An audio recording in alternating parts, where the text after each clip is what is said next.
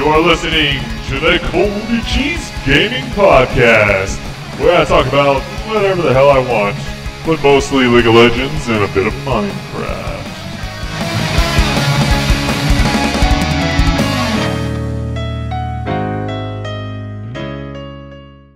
Hey, what's up, guys? It is January 13th, 2011, and you're listening to the first episode of the ColbyCheeZe Gaming Podcast.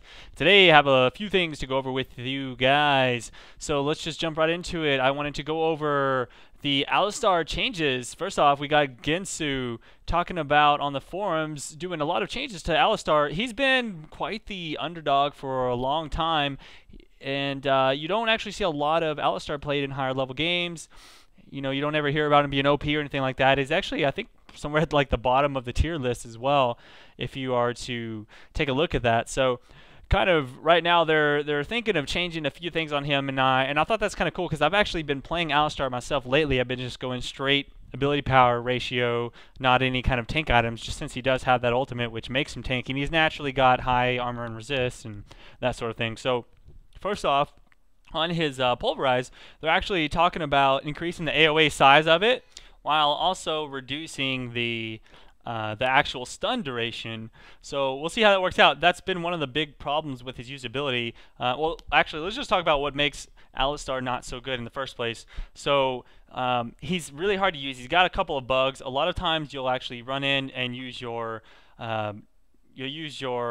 little headbutt spell, and it won't even do any damage. It won't knock them back, but it does use a cooldown and that sort of thing. Also, his Pulverize is just such a short range on it that it's very easy to miss it, and you can't really do anything about it. So one of the things that makes Alistar really good is his headbutt Pulverize combo, where you'll push W to charge at the enemy, and then right as you get to them, you'll hit your Q spell, and it'll knock them in the air. And sometimes that doesn't work out depending on your ping, and I don't know, just a couple of other things like that. So it's really hard to get that off 100% of the time, and whenever you're whiffing your main combo like that, you can actually push enemies away into their own safety, which really just kind of ruins how good Alistar can be in a situation. Now, when you do get that combo off, it can be really devastating. You do a ton of damage and keep somebody CC'd long enough for your team to finish them off. But I do believe that that's going to be a really good change to Alistar right there, is to increase that AoE size on his Q right there. The headbutt, they're actually going to have that deal more damage, and they're going to reduce the cooldowns on it as well, and then you will also be able to target minions. So what does this mean? Basically, a couple of things. You can actually use it to counter jungle. Let's say you run into the jungle and you see that they're about to finish off the golem or something like that. You can push the golem over the wall, or I don't know, maybe you can just help you get an extra bit of damage off on it to steal a buff. You can also use it to last hit some creeps, or if you're running away from enemies, you can actually use it to headbutt towards some other minions and that way you can actually, you know, close the distance of getting away. Or the other way around, let's say you're not close enough to do your headbutt to an enemy champion, but you can get to them, you can get to the creeps with a headbutt. You can just go ahead and headbutt into the creeps and then walk just, you know, a short distance and use your Q spell. It's a good way to do that initialization. Now, obviously, you're not going to be able to do your headbutt afterwards to knock them back, which is one of his signature moves, but it is giving him more options in the game. So that's definitely one thing that he needs, that usability increase there. Now, on his Triumphant Roar, one of the things they're going to be changing to that is they're going to reduce the cost of it, they're going to reduce the effect of it, and then also give it a better cooldown. Now, the reason they would be doing this is because he has a new passive called Trample. So instead of being able to do like a ton of damage to towers, instead what they're going to do is every time he casts a spell, Alistar is actually going to be able to gain an AoE damage, kind of like Tremors that Rammus has. So I guess it's just going to basically do 3 seconds of AoE, and I don't know how much damage, but probably just a small amount of AoE damage for 3 seconds every time you cast a spell, which is pretty insane if you think about it, because and it'll allow you to walk through units. So that's going to allow you the ability to much easier get into position for those headbutts and pulverizes.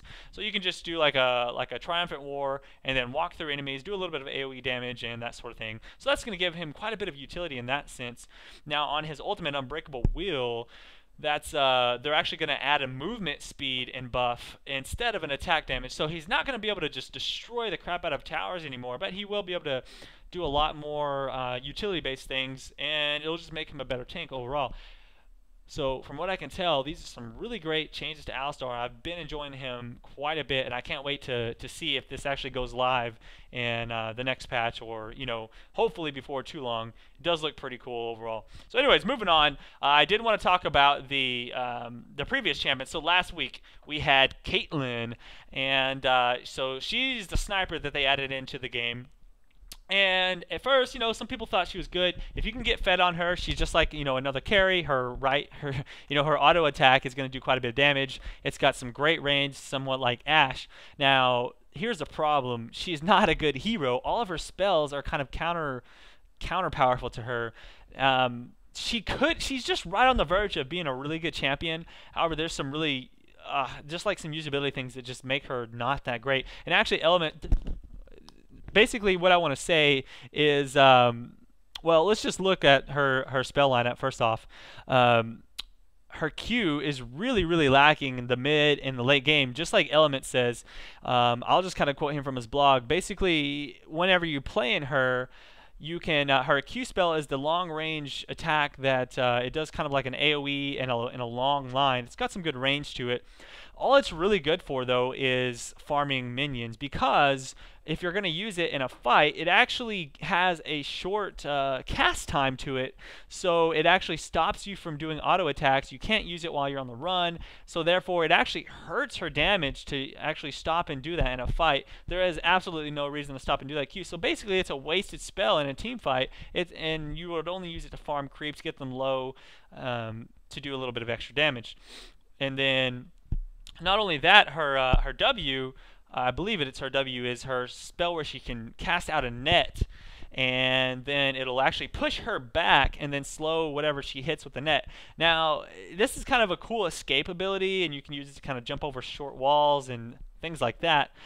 However, honestly, a lot of times it's just going to push you away from trying to get a kill. Maybe you can slow someone down for one of your other teammates to catch somebody and get a kill.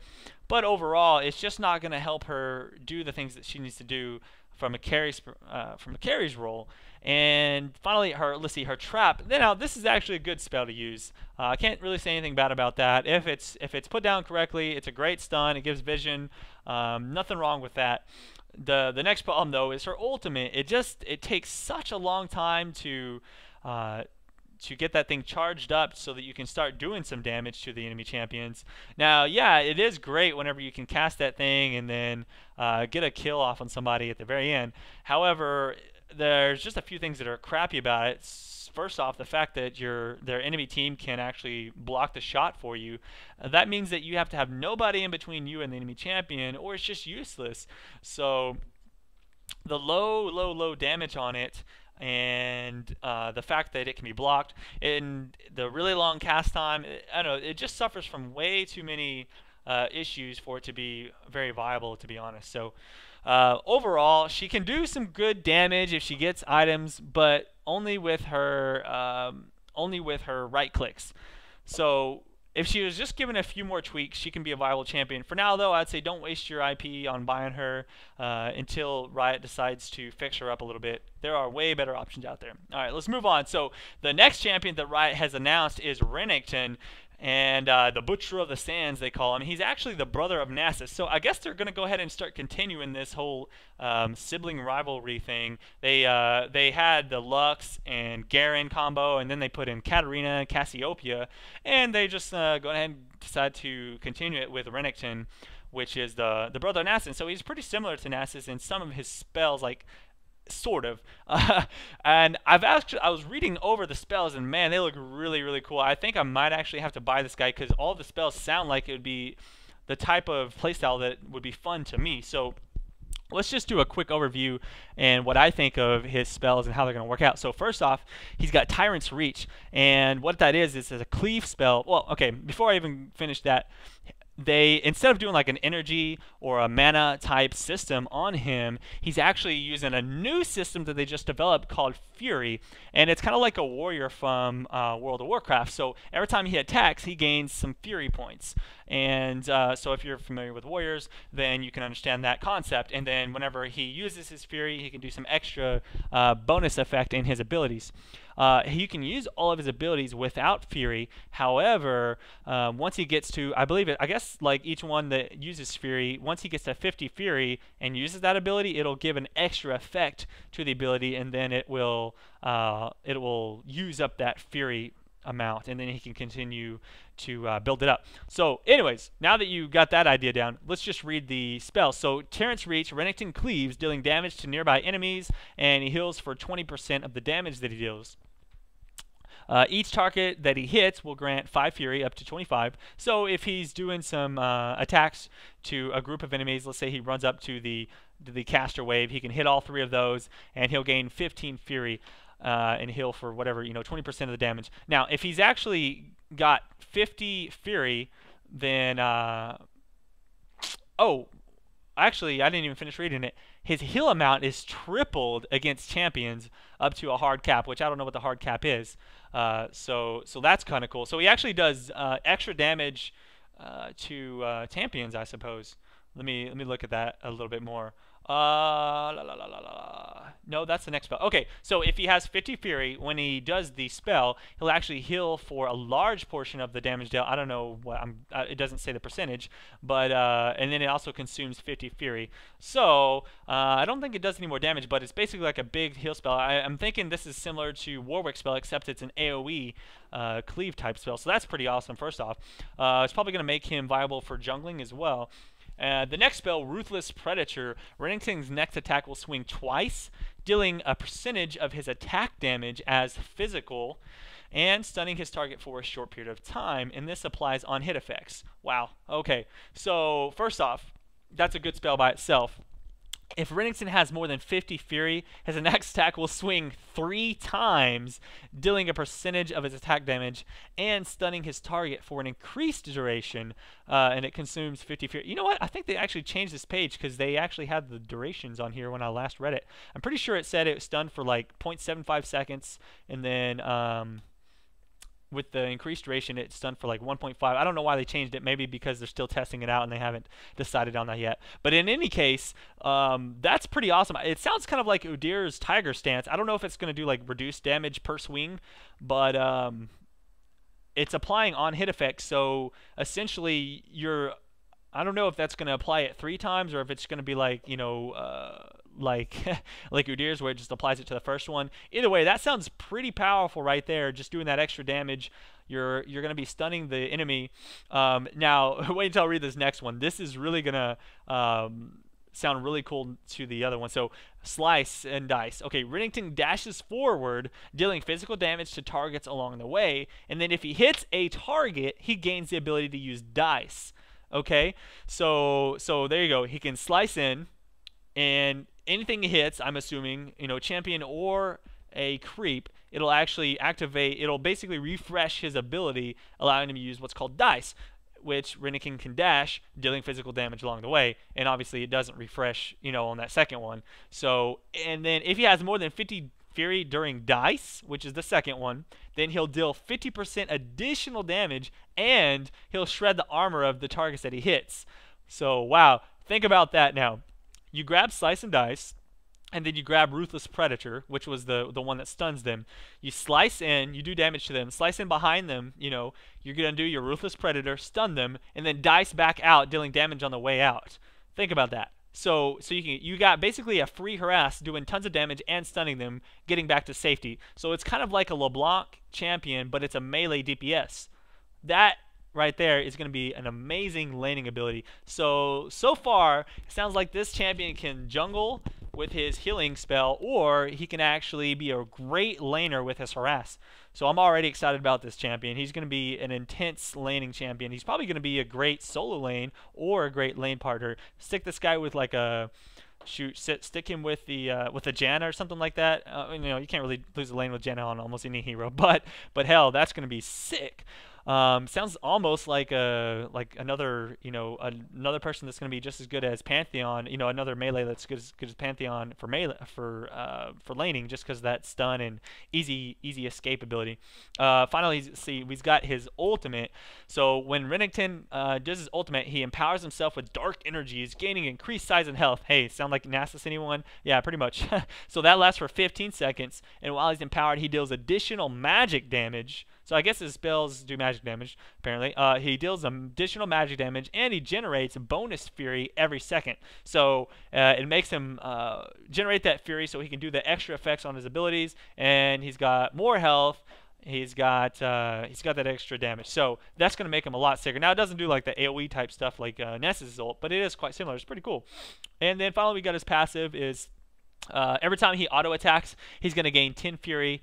And then having sufficient fury, obviously, 50 fury, you can use the extra bonus effect on your abilities. When you're out of combat, he actually loses 5 fury per second. And then also on his passive, when Renekton is below 40% life, he actually generates 50% more fury. So that's cool. That's funny. They actually just changed it. It was like just earlier today, it said when he's below 40% life, he has like extra armor and magic resist. So as you can see, they're like already changing stuff. They're like, oh man, that's too powerful. So that's kind of cool. So basically, he's kind of it seems like he's sort of a tanky DPS because of the heal on himself. We'll just kind of wait and see though. Overall, I think he looks like a really fun champion to play.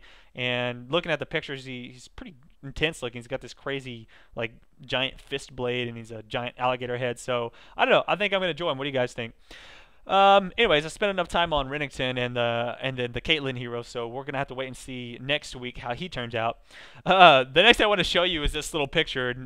If you're listening to this on audio only, you can't see this, but you can go check out my website later or whatever, or my YouTube channel. I found this picture on the forums. It's a picture. Somebody was doing a skin for Sivir, and apparently Sivir does not wear panties. They tilted her on the model viewer, and they found that she doesn't wear panties. So yeah. That's kind of interesting. Some weird picture I found on the forum. Also, this fan sent me a picture. I just had this.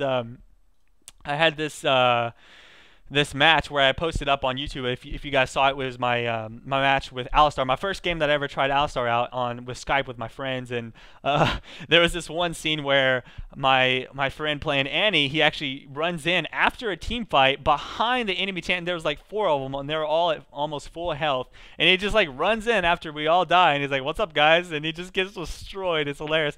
And so this guy made he made a picture of him on the map, and he puts like a little chat bubble above and says, "What's up, guys?" So I thought that was a funny picture. Anyways, so cool stuff like that. I like it when fans send me things like that.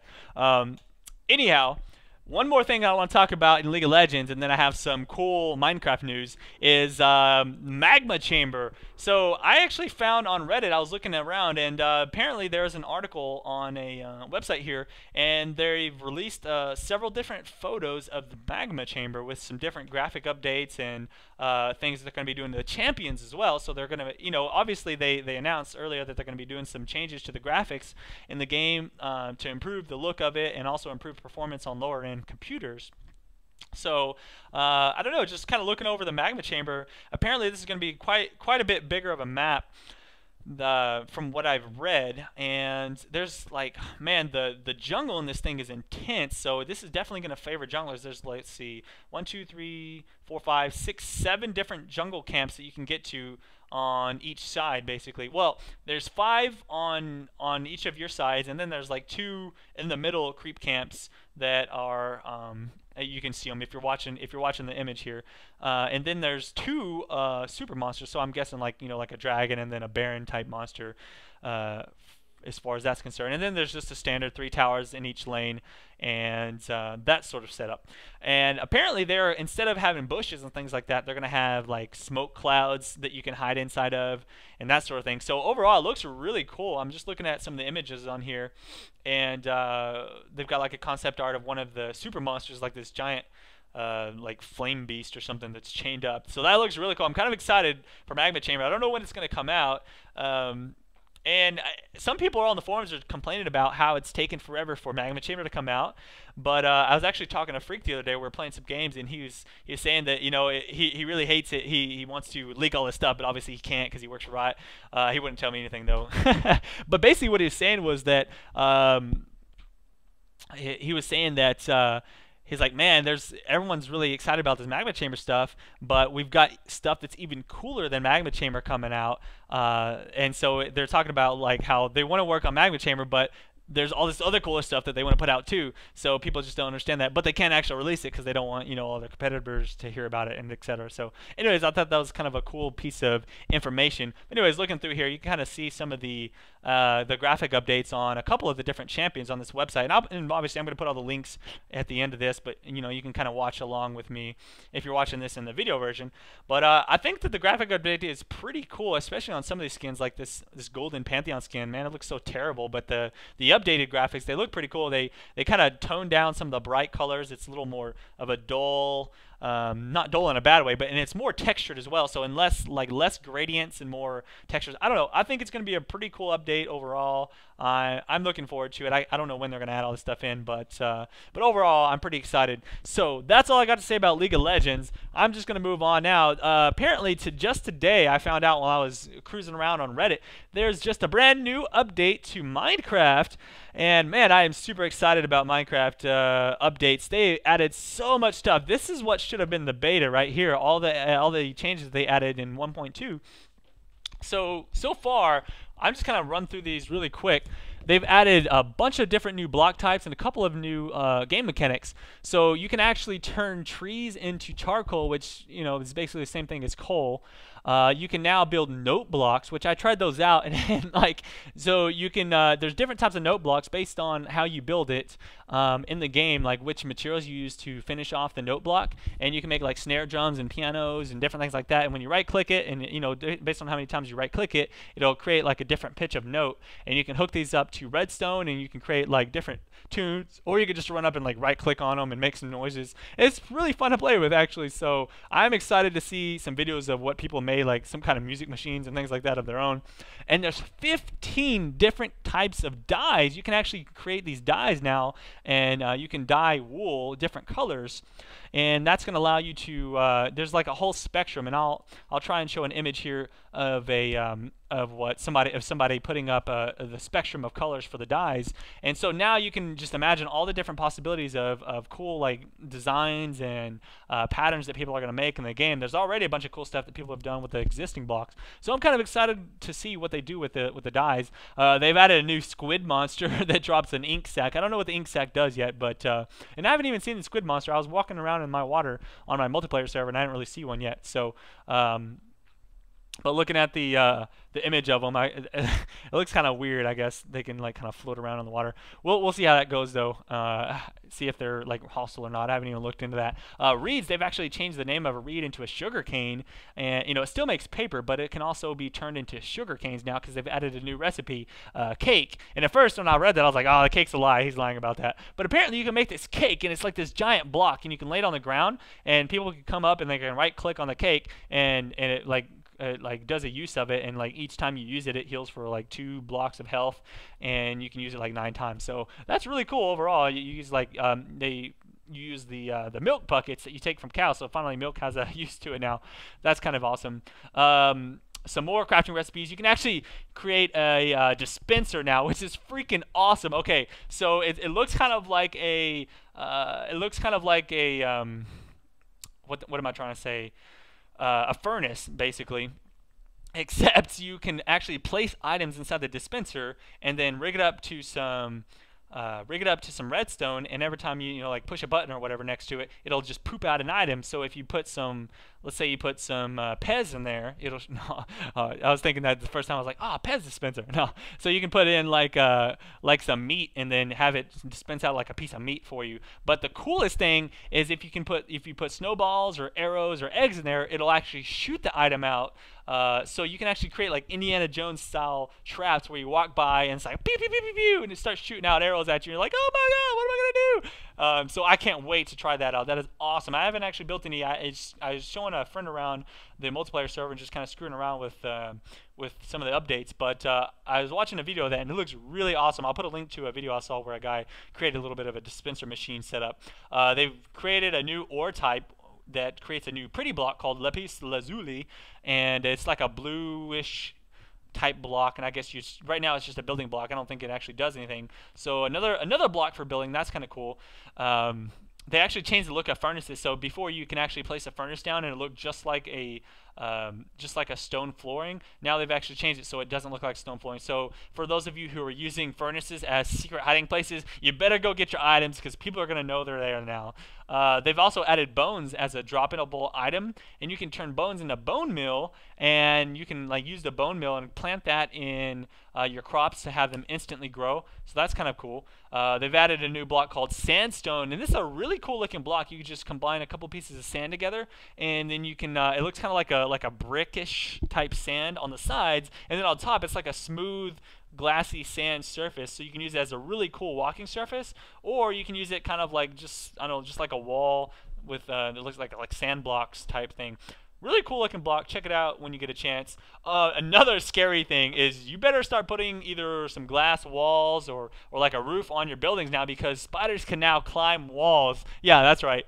Spiders can freaking climb walls. What the hell, dude? That is intense. I have no idea what the hell that's all about. But apparently he wanted to add some extra challenge to the game. I think that's pretty exciting overall. I have a giant pillar in the sky that I use to denote like where my start area is. And I was walking by there, and there was just a spider at the very top of it. I was like, what the hell? So that's pretty cool.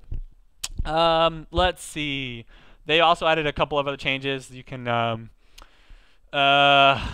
I don't know, you can do like your tools last long. I don't know, there's a bunch of, I'm not even going to go into those. If you want, I'll just post a link to the patch history, but those are the main changes to the game. So lots of really cool stuff to add some new fun items and changes to the game. Overall, I'm pretty excited about Minecraft.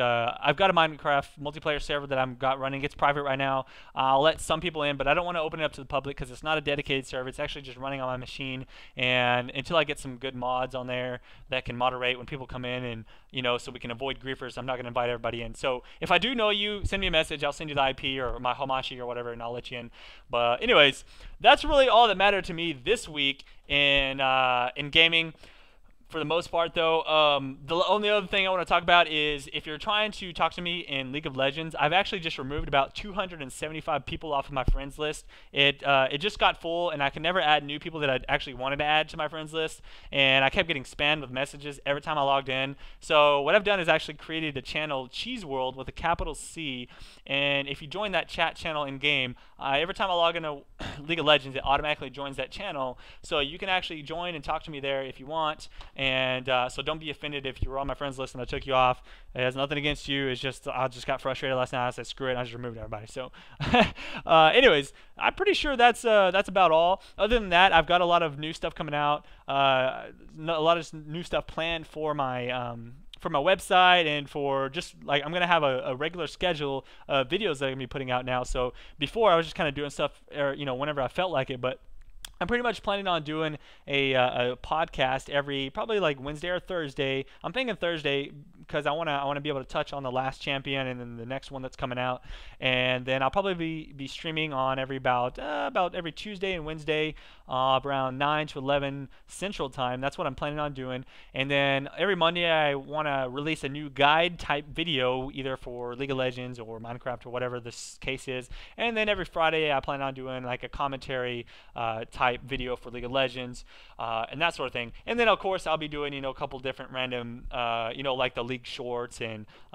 every once in a while I'll just release a random video just for the hell of it because I feel like it. So that's my plan. You guys can beat me up and hold me to it if I don't do that, but overall that's what I'm trying to stick to. That's kind of like my New Year's plan, is to really grow my channel and do a lot of really cool stuff for the fans. So if you guys have any more suggestions or ideas, definitely let me know about it.